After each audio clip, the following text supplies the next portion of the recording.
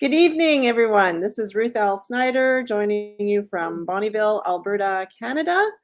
And this is day 10 of the 12 days of Christmas. So, Kim Langling wanted me to let you know that she is not here for tonight and the next night because she is helping to pack care packages for soldiers who are serving overseas. So we wish those packages well, and thank you, Kim, for what you do to encourage people who are serving overseas. I don't have anyone else joining me yet, so I thought I would just read some things from some of my books, and I will wait and see if anybody else shows up. If not, I will make it short tonight and hope that you still enjoy the show. Thank you to each of you who have been tuning in. Thank you for your comments, for your encouragement. And on day 12, we will be drawing for prizes. So if you are listening in, make sure you leave a comment so that we can add your name to the draw for free books. We have 6 more books that will be given as prizes on day 12. And we hope that you will enjoy what we have written. So I've mentioned this series a few times, the San Francisco Wedding Planner.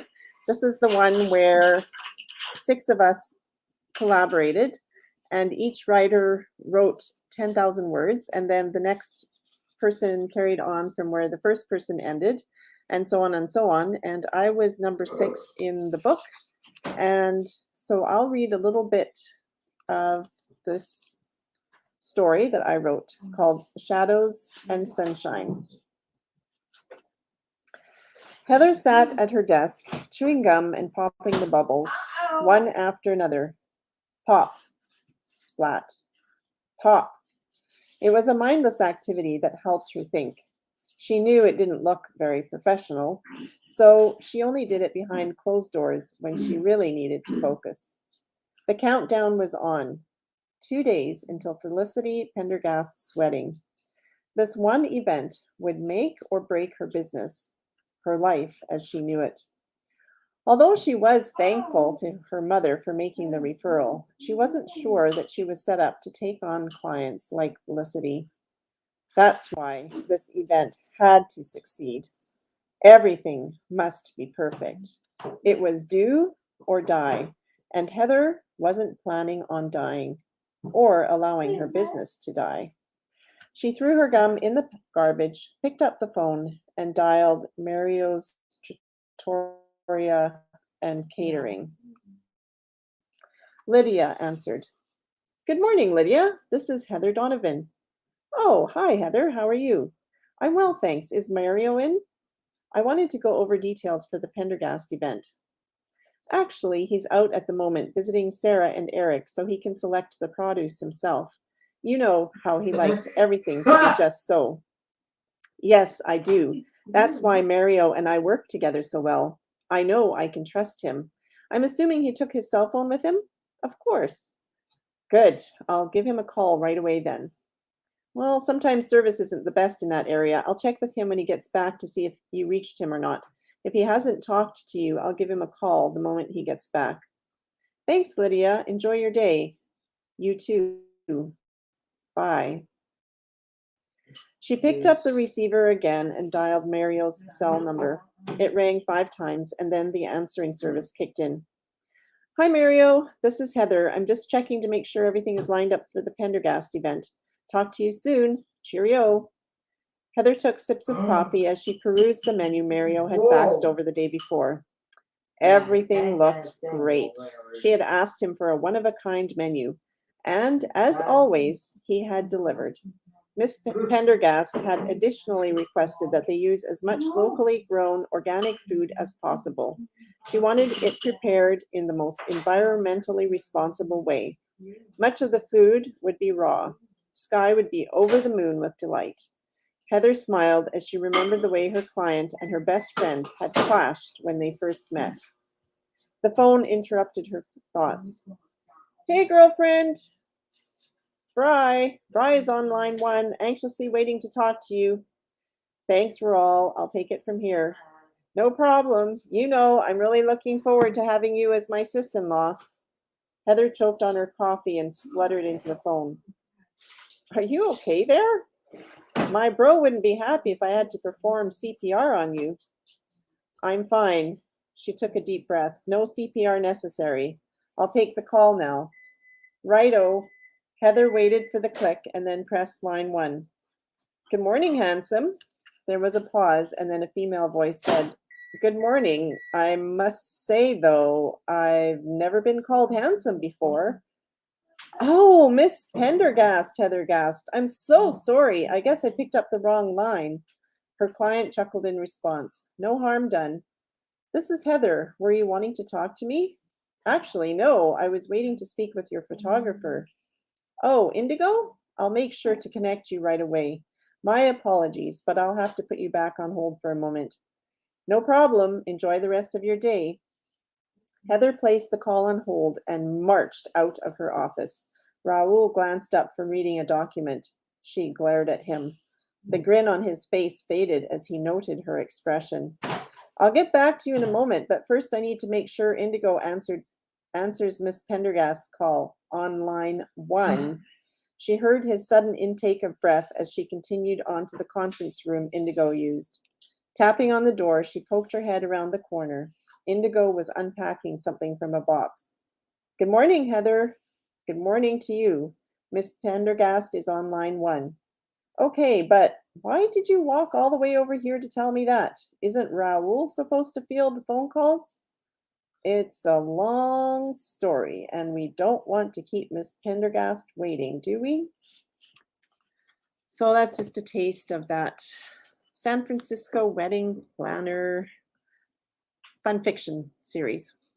And I see that Julie has joined me, so I am going to bring her on. Hi. Good evening, Julie. How are you? I'm well, and yourself? Oh, good. There's an echo. Oh, there we go. Went away. Terrific. I've been busy. I took my mom to the immersive Van Gogh experience for Christmas today. Oh, yeah. Tell us more about that. It's amazing. I actually saw a different one in Seattle, which was, I thought, better. I'm in Portland, Oregon. So this was a different company, a different exhibit, but it was still really, really cool. So, and it was nice to spend some time with my mom. And right on. And yeah, so I made it home just in time. There's a lot of traffic, but I'm here. So.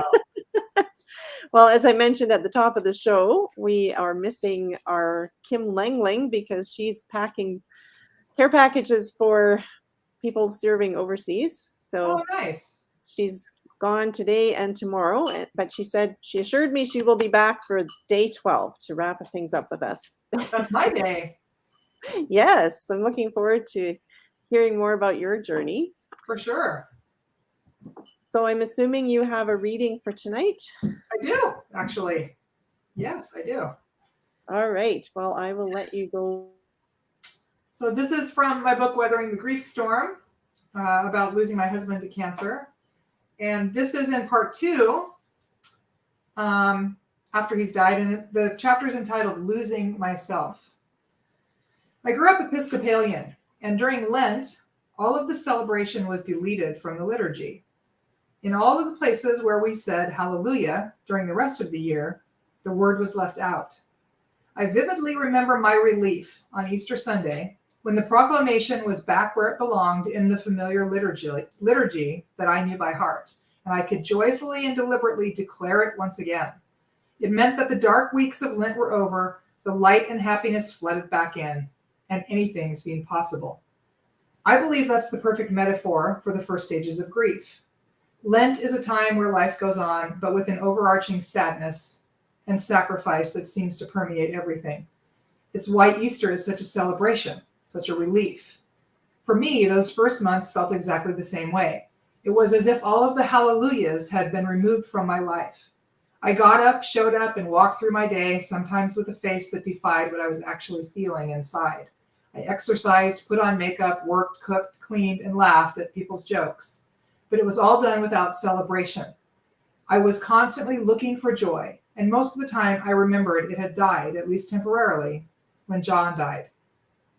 The thing about Lent is that there's a definite end to it. You know that you can circle Easter Sunday on the calendar and look forward to the celebration. If you give something up for Lent, you know it's temporary. You literally see the light at the end of the tunnel.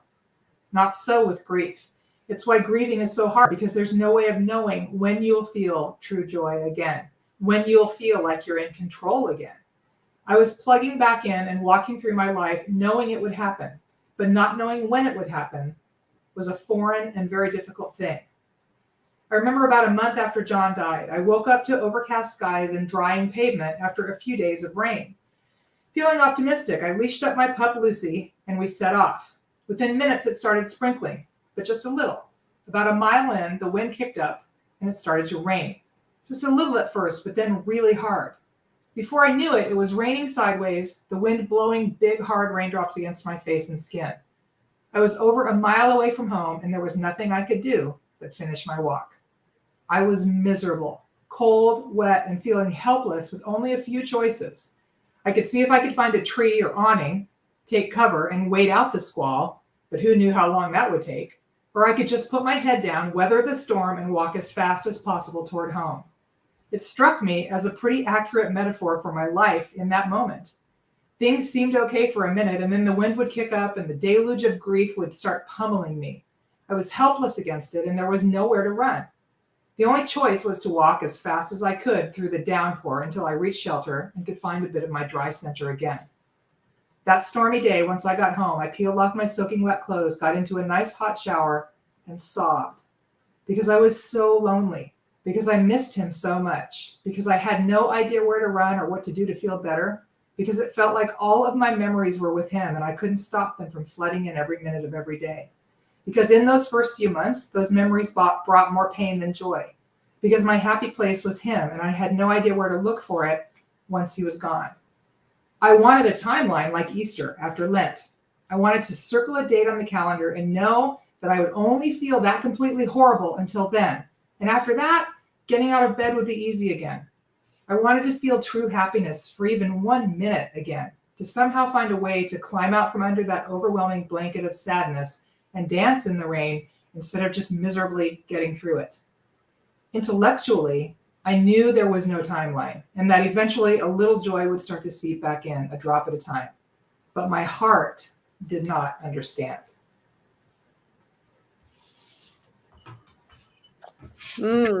Grief. Yes.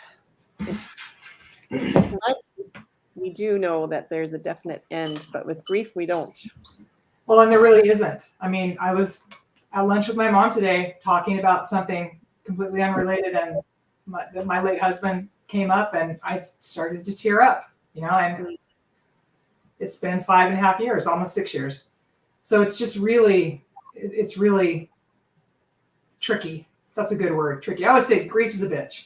It's just tricky, and there's no other way to put it. So yes, I agree. I have not lost a husband, but I have miscarried, and you divorced too. I mean, that's a loss. Yes. Loss is loss. People used to always say, well, I mean, my grief doesn't compare to yours because, I always interrupt. No. Loss is loss. It doesn't matter. Yes. Now I will say that when someone compared the death of their dog to the death of my husband, I had to bite my tongue. But yeah.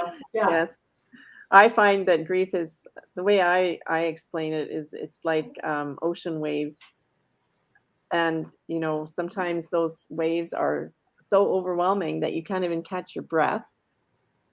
Yeah. And then other times they're just gently lapping at the shore. They're there, but they're kind of innocent. Well, and I use the analogy in the book, as time went on, there would be a lot more normal like normal times than grief times. But when grief hit, it felt like a hurricane, literally, that just blew in, completely upended everything, and then went away and left the shambles in my life for me to sort of clean up and keep going. And so there's a lot of really good metaphors for sure, but that's definitely one of them. Yes. So what have you found helpful in dealing with your grief? I have a process that I write about in my book, the Thrive process. And it's 5 steps. And I I still go through those steps. So T is for trust yourself. H is for honor your feelings, and that was a huge part of it for me. My stepchildren really had a challenging time dealing with the loss of their dad, and they just kind of didn't. Like my stepdaughter in particular, she didn't want to. She kept pushing the feelings away, and she was in real. They call it magical thinking when you're grieving. Like I want this to be over. I'm tired of this now. He needs to come back, and I told her one day, and I write about this in the book. It's like a traffic circle. Until you deal with the feelings and you really honor those feelings and you let them happen, you're just going to keep going around and around until you eventually have the nerve to merge right and take your exit. But grief, it's circular, and you have to deal with it. So honoring your feelings is a big thing. Sorry, I always have to think through this. When I'm talking about it off the top of my head, because I can spell, but not very well when I'm doing this. R is for remain present. And that's a big one too, especially for someone like me who's type A and wants to, get on to the next thing or have a plan or know what's going to happen next. Staying present in the here and now is really important. Because again, if you don't deal with what's happening now, it's going to come back up to bite you, later on. So I is invest in yourself. And investing in yourself is really about not just like making an investment in counseling or whatever, but it's taking the time that you need to seek out the help that you need, to join a support group. What is it that you need that's going to help you feel better? V is for vow to act. And that's easy for me because action is a driver in my life. But I think that we get paralyzed by grief, and it's really easy to just stay in inaction. To not do anything. And the truth is, even if it's just a tiny step that you take every day, action will move you back to, your peaceful center again. And then the final one is embrace the learning. And we've talked about that a lot in previous episodes of this program, but it's really about looking at everything that happens to you from the lens of what can I learn from this? Everything that happens in my life is here to teach me. And I'm the only one who assigns the good or bad label to it. It just is. And so what can I learn from this so that I emerge from it a better person, a happier person, whatever that is. And I went through that process. I read a lot. There's a really great book by Joan Didion called The Year of Magical Thinking that I highly recommend to anyone who's lost anyone, because that was powerful for me. And I also took advantage of the hospice counseling because they're specialists in grief. And it was the best thing I ever did. And I went through 2 rounds of the hospice grief support group too. But it was funny because most of the people in those groups were 20 or 30 years older than me. They were widows. And I was a young widow. I was only, 51, 52. So that was really the biggest part of it, was just, diving in. I always say I dove in head first because I wanted to get through that first part of the grief. So. Thank you for sharing those tips. That reminds me of a speaker that I heard one time. You were talking about grief being like a traffic circle, and she shared an analogy. She said one time she was visiting a friend who lived on a farm, and they looked out the window, and one of the men had tied a calf to a table because they wanted the calf to stay away from what they were doing at the time. But the table wasn't heavy enough to actually hold the calf if the calf decided to run. And so the calf took off across the field, dragging this table behind him. And every once in a while, the table would hit the calf. Oh my gosh, and make it go faster. And she said, when we don't deal with our baggage, that's exactly what happens. It comes and it hits us, and then we run faster. And then we think we've dealt with it because it's not bothering us anymore, until then it comes and hits us again. So I thought that was a really good image of why we need to deal with our baggage. And it's why I never, when it comes, I let it come. I don't ever attempt to stop the flow of tears or the emotion or whatever. And thank goodness my current husband is from day one been so sympathetic, because I dated a few men before him who were not, including one who said, "It's like you're pining away for your dead husband. You need to get over it." And I was like, this is like, I don't know, 6 months later. And I'd said, yeah, this isn't going to work out. Thank you anyway. Because I'm never going to get over it. There's pictures of him all over my house. I mean, like, I said to Mark, there's going to be 3 people in this relationship. You have to get to know John. And if you can't be okay with that, then this isn't going to work because I'm still deeply in love with my late husband. So, yeah, it's very interesting, that whole widow thing. And, you know, I give him a lot of credit for loving someone, a widow, because I don't think it's easy to do that. So. Yes, grief is a interesting creature to deal with, and different people deal with it differently. Another thing that a lot of people don't know what to say to somebody when they're talking to you about your grief. And I know people said some strange things to me, like when I miscarried, oh, well, you can get pregnant again and have some more babies, you know. Or Yeah. One of my neighbors had 6 sons, and she ended up losing 3 of them to different circumstances. Wow. And after the 3rd one died, somebody said to her, well, at least you still have 3 sons. And I'm like, how could you say that to somebody? You know? Yeah, I mean, I think people definitely mean well. And I also know that it's really, truly, actually, I wrote a blog post earlier in the year because people are always reaching out to me and saying, you know, my friend's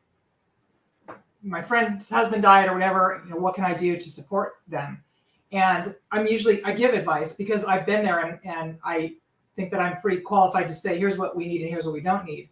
But I laid out 8 ways to support someone who's grieving. And the number one thing is not to ask what you can do, because the truth is, for me, the answer was, can you bring back my dead husband? Because if you can't do that, I don't know what I need. I don't know what you can do, you know?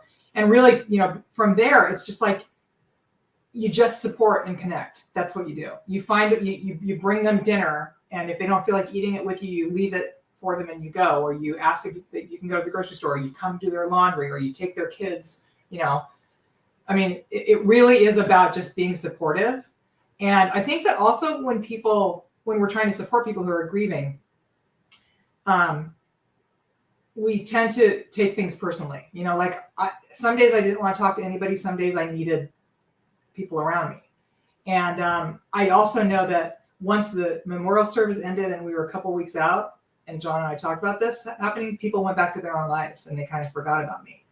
And that's normal. But if you have someone in your life who's grieving, connect with them often. And even if they're not responding, just keep connecting. Send a text, you know, because they need to know that there's someone there, right, when the time is right, you know, for them. So, those were the big things. And it's okay to not know what to say. That's the other thing. You know, there's probably nothing that you can say that's going to help, especially in the beginning. And they don't expect you to solve anything. Just let them talk and tell them you love them. You know, if you don't know what to say, just say, I love you. And I'm so sorry that you're hurting. And I'm here. Because that's really it's not going to necessarily help, but at least it's not going to make it worse. And people said a lot. I can't tell you how many people sent me stories about how prayer had saved someone that they knew, or, you know, and all you need to do is just get on your knees and pray and give this to God. And I'm telling you what, by the end, I just felt like saying, you're making me feel like A, my prayers aren't good enough. B, my husband isn't worthy to be saved. And all I really want to do is scream right now at God. So stop telling me, you know, that is not good advice. No. Yeah. So anyway, it was, I learned a lot about a lot of people, I'll tell you. And a lot of the relationships in my life changed after my husband died, for sure. Well, thank you for sharing. I don't think we need to belabor the time and make sure that we last for an hour. I think nobody else is here. Quality is better than quantity, right? Yeah, I'll be back tomorrow. Sounds great.